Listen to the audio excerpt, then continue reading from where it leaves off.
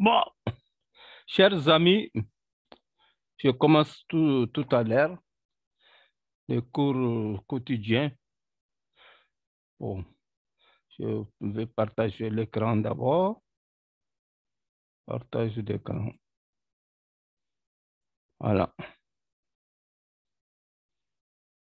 Voilà. L'écran est ainsi partagé.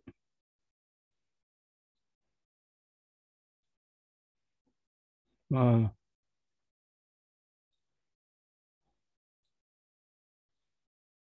Voilà. Voilà.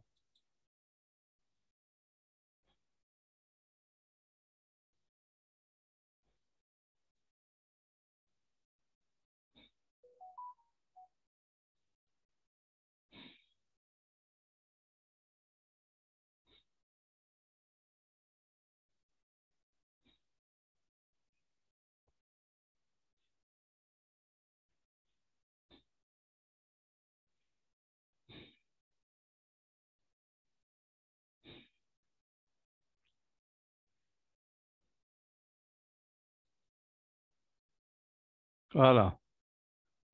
Bon, chers amis, nous allons continuer. Aujourd'hui, c'est mon exposé, c'est sur les suites. Je parlerai des limites des suites.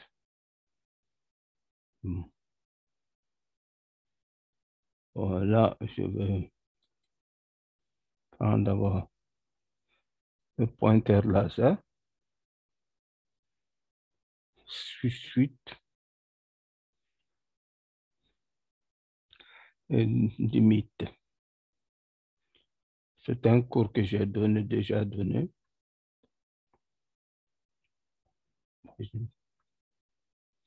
Donc, l'exposé va s'articuler autour de ces 4 points. Limite finie, limite infinie, propriété des limites, des preuves, limite et inégalité.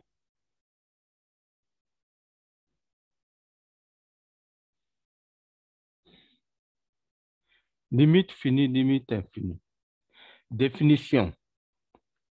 La suite UN a pour limite petit élément de R si pour tout epsilon strictement positif, il existe un entier grand N, tel que si N est supérieur ou égal à grand N, alors la valeur absolue de UN moins N est inférieure ou égale à epsilon. Ça veut dire qu'on peut trouver un rang au-delà duquel la distance entre UN et N est aussi petite qu'on veut pour tout epsilon. Ce qu'on peut écrire avec les quantificateurs, quel que soit epsilon strictement positif, il existe grand N élément de grand N. Quel que soit petit n élément de grand N, N supérieur ou égal à grand N implique valeur absolue de UN moins N inférieur ou égal à epsilon. On note, limite lorsque N tend vers plus l'infini de UN égal à petit n, ou UN tend vers L lorsque N tend vers plus l'infini. Bon, UN moins L en valeur absolue inférieure ou égale à epsilon, ça c'est équivaut à L moins epsilon inférieur ou égal à UN, UN inférieur ou égal à L plus epsilon. Donc, OK. Donc, UN est coincé entre L moins epsilon et L plus epsilon. Ça veut dire qu'il est dans l'intervalle L moins, dans l'intervalle fermé, L moins epsilon, L plus epsilon. Donc, il faut bien retenir cette définition. Bon, on continue. Ce qu'on rappelle ici, quel que soit epsilon positif, il existe grand N, élément de N, quel que soit N petit n élément de grand N, n supérieur ou égal à grand N, implique valeur absolue de un moins L, inférieur ou égal à epsilon.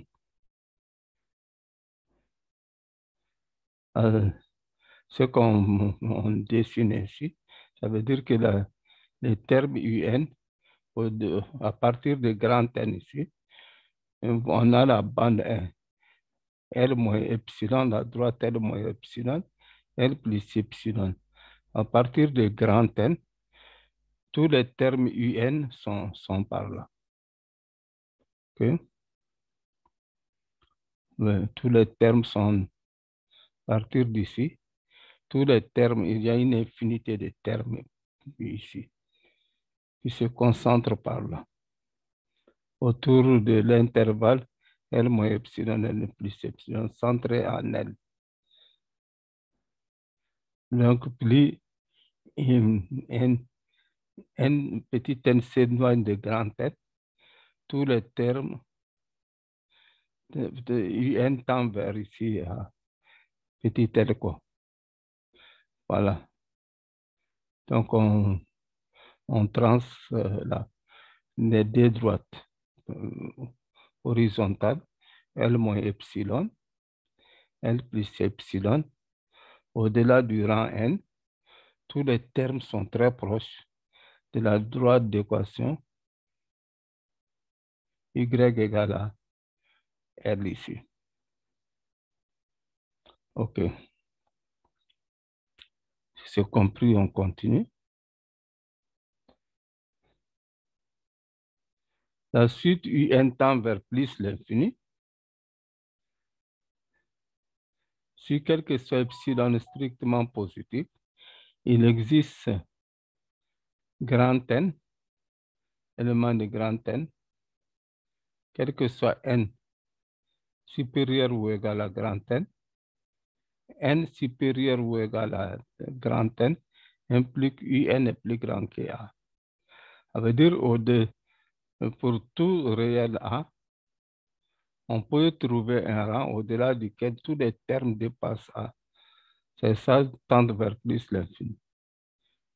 C'est ce qu'on met ici. La droite, on a la droite pour toute droite d'équation y égale à A. On peut trouver un rang N au-delà duquel les termes s'éloignent de cette droite. Ça veut dire UN supérieur ou égal à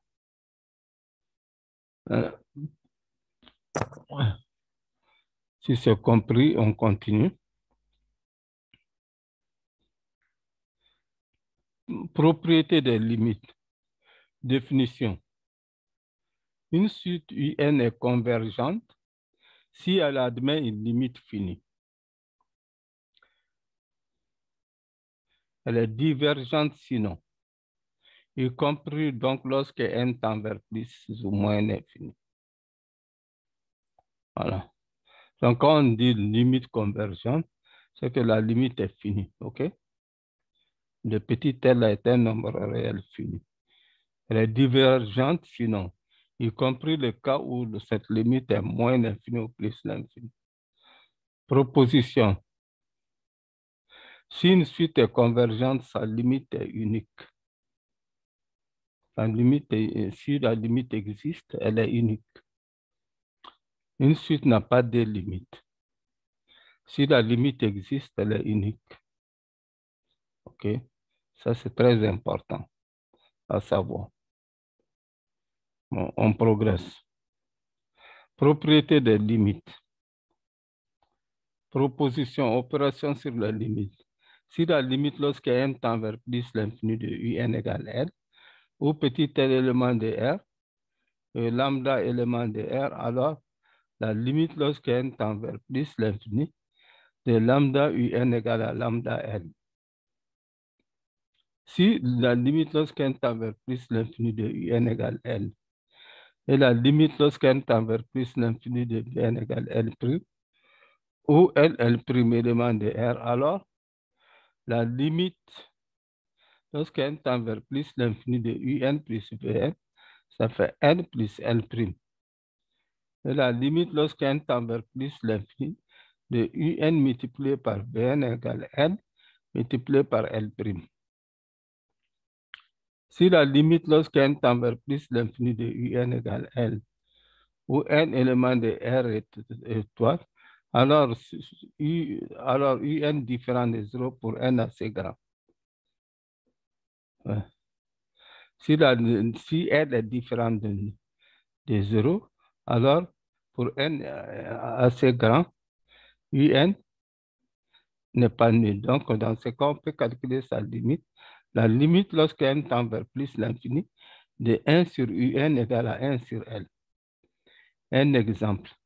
Si un égale à petit l, avec petit l différent de plus ou moins 1, alors la limite de un facteur de 1 moins 3 un moins 1 sur un du n au carré moins 1. Lorsque n tend vers plus l'infini, ça tend vers L, un tend vers L facteur de 1 moins 3L moins 1 sur L carré moins 1. Donc, on applique tout simplement cette proposition ici. OK? La limite de la somme, c'est la somme des limites.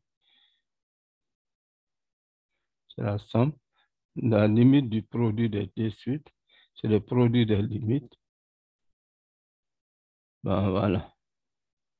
Ainsi de suite. Bon, et après, pour les propriétés continues, proposition. Si limite lorsque n tend vers plus l'infini de un égale à plus l'infini, alors la limite lorsque n tend vers plus l'infini de l'inverse de un, c'est 0. Si la limite lorsque n tend vers plus l'infini de un égale 0, et si un est supérieur à 0 pour n assez grand, alors si n est strictement supérieur pour n assez grand, alors la limite lorsque n tend vers plus l'infini de 1 sur un, ça fait plus l'infini. Si la limite lorsque n tend vers plus l'infini de un égale à plus l'infini, Vn est minoré. Si Vn est minoré, OK, alors la limite lorsque n tend vers plus l'infini de la somme égale à plus l'infini. Si limite lorsque n tend vers plus l'infini égale à plus l'infini, Vn est minoré par un nombre lambda positif, alors la limite lorsque n tend vers plus l'infini de un par Vn égale à plus l'infini. Très important. Bon, toute suite convergente est bornée. Démonstration. Soit un une suite convergente, une suite convergente vers L. Définition de limite avec epsilon égale 1. Il existe grand n tel que pour n supérieur ou égal à pour n supérieur ou égal à n, valeur absolue de un moins 1 est inférieure ou égal à 1. OK? Donc, pour n supérieur ou égal à ceci, on a une valeur absolue de un, ça fait L plus un moins L. OK? Ce qui fait une égalité triangulaire. Ça, c'est inférieur ou égal de convexité, inférieur à valeur absolue de L, plus valeur absolue de un moins 1. Bon, comme ceci est majoré par 1, en prenant epsilon égale 1 avec ce grand N, si n dépasse grand N, ceci est majoré par 1. Donc, on a valeur absolue de un par 1. On pose alors grand M, comme c'est à partir du rang pour n supérieur ou égal à grand N. Dans ce cas, On pose grand M max de U, valeur absolue de U0, U1 jusqu'à UN-1. OK? À partir de N, tous les UN sont majorés par valeur absolue de L plus 1. Donc, grand M égale à ça. Alors, on a quel que soit N, élément de grand N, valeur absolue de UN est inférieure ou égale à grand M. Bon, dans ce cas, on symbolise cela. On a L moins 1 par là et L plus 1. C'est centré en L. Donc, tous les termes sont dans cette bande à partir de grand N. Voilà. Donc, c'est borné. Tout de suite convergente et bornée. C'est la démonstration comme ça.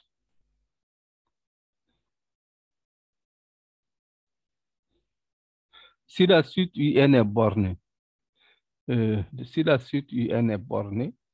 limite lorsque n tend vers plus l'infini de Vn égale 0, alors la limite lorsque n tend vers plus l'infini de Un par Vn égale 0. Exemple, si Un égale à cosinus n, on sait que cosinus n est borné. La suite Vn sur la racine de n. Ça tend vers 0. Alors, Un multiplié par Vn tend vers 0.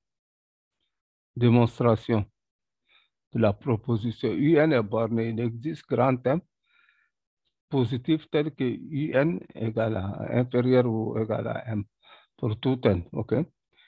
Fixons epsilon positif. Définition de la limite à la suite Vn. Pour epsilon prime égale à epsilon c'est grand M, il existe grand N tel que N supérieur ou égal à N implique Vn inférieur à epsilon prime. OK? Pour n supérieur ou la valeur absolue de Un par Vn, Un, ça fait valeur absolue de Un par valeur absolue de M. Valeur absolue de Un est majorée par M. Vn est majoré par epsilon prime. Epsilon prime, c'est epsilon sur M. Donc, on simplifie. D'où la convergence vers 0. Okay? Ça converge bien vers 0. Technique connue. Bon, proposition. Si la limite lorsque n tend vers plus l'infini de Un égale n, limite lorsque Vn égale à L', alors limite de Un par Vn égale L'. Bon, on a Un, Vn moins L'. Ça fait Un moins L, Vn plus L par Vn moins L'. Si on développe, on aura bien ceci. On aura bien ici UNVN moins LVN plus LVN moins LL'. Voilà, donc on a isolé UN moins L et VN moins L pour appliquer les hypothèses. L'hypothèse, ça fait L ici, VN moins L', ça tend vers 0. UN moins L, VN, ça tend vers 0. OK? Donc, dans ce cas, UN moins L,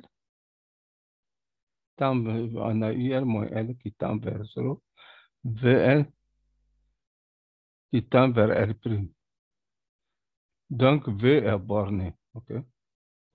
Par la proposition précédente, UN moins L, Vn tend vers 0.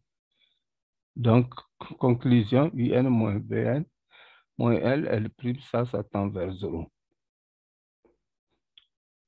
Ça, c'est la démonstration.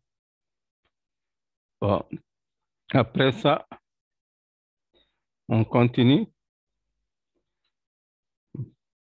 Voilà. La forme indéterminée. On a plus l'infini moins l'infini. Ça, c'est indéterminé. Limite lorsqu'un temps vers epsilon de exponentielle de r moins log de n. Ça, c'est plus l'infini parce que exponentielle croît plus rapidement que le logarithme. OK? Ceci, n moins n carré. Ça fait moins l'infini parce que les termes de plus haut degré l'emportent. OK? Bon, donc ici, on a limite lorsqu'n tend vers plus l'infini de n plus 1 sur n moins n. Bon, ça tend vers 0 parce que c'est simplifié par n. Bon, maintenant, on a limite la forme 0 plus l'infini. C'est la même chose ici. Bon, effectivement, revenons ici. La forme plus l'infini par moins l'infini. Si on remplace tout bêtement, on a exponentielle ici plus l'infini moins l'infini. Mais c'est une forme indéterminée. Pour lever l'indétermination, on remarque tout simplement que l'exponentielle de n va plus rapidement vers plus l'infini. Donc, cette différence se comporte comme exponentielle de n seulement, ce qui donne plus l'infini. Bon, si n tend vers plus l'infini, moins n carré tend plus rapidement vers moins l'infini. Donc, ce terme se néglige, on a moins l'infini.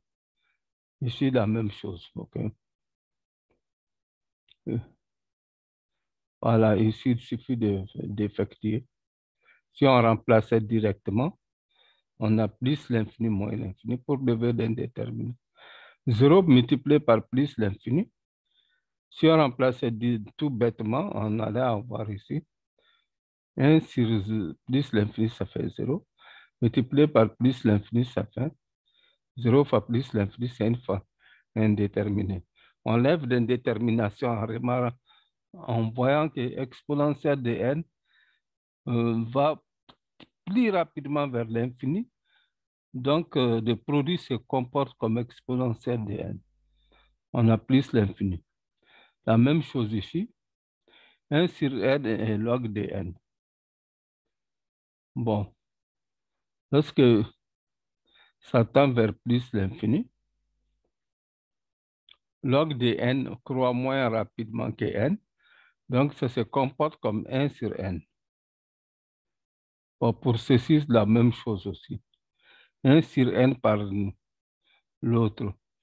Donc, ici,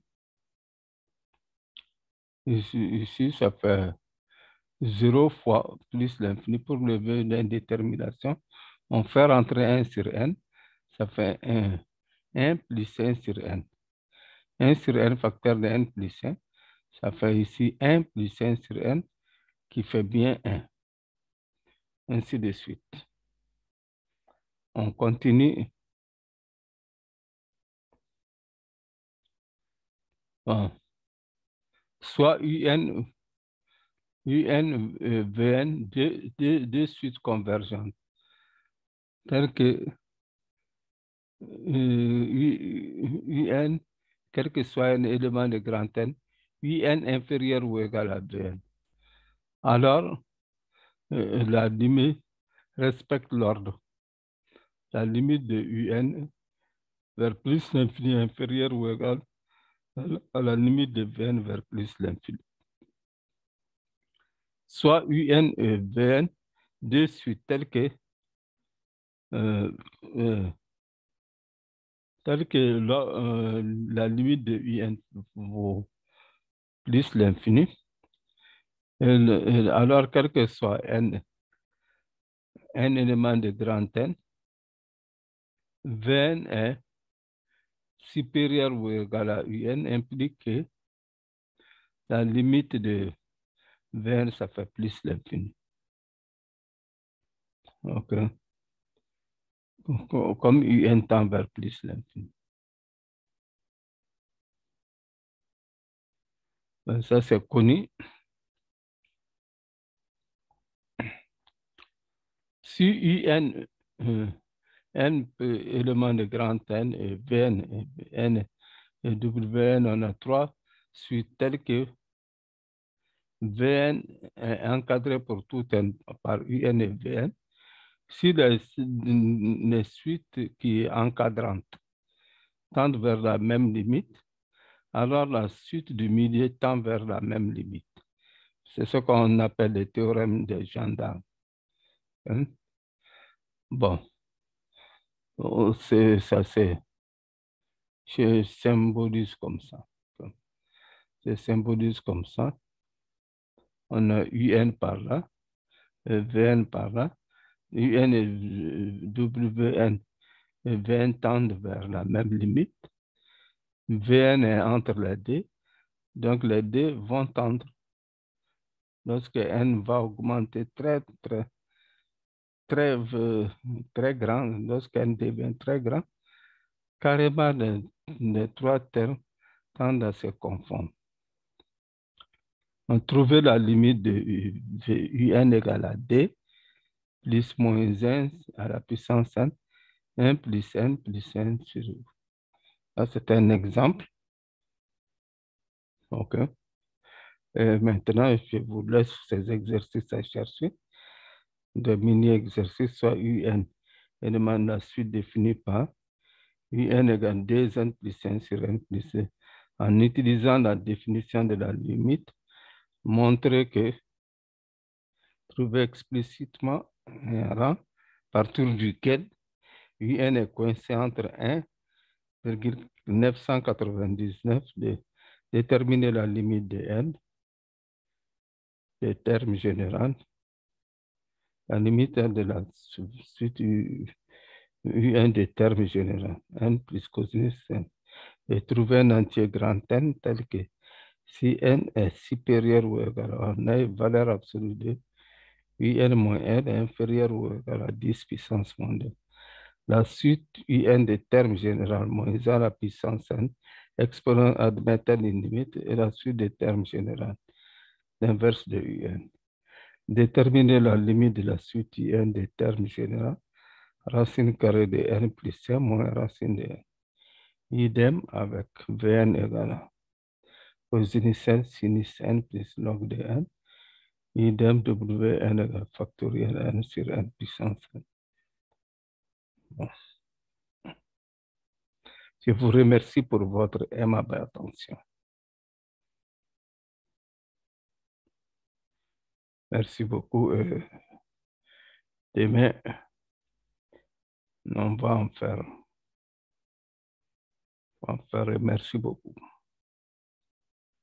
Vous êtes gentil. Voilà.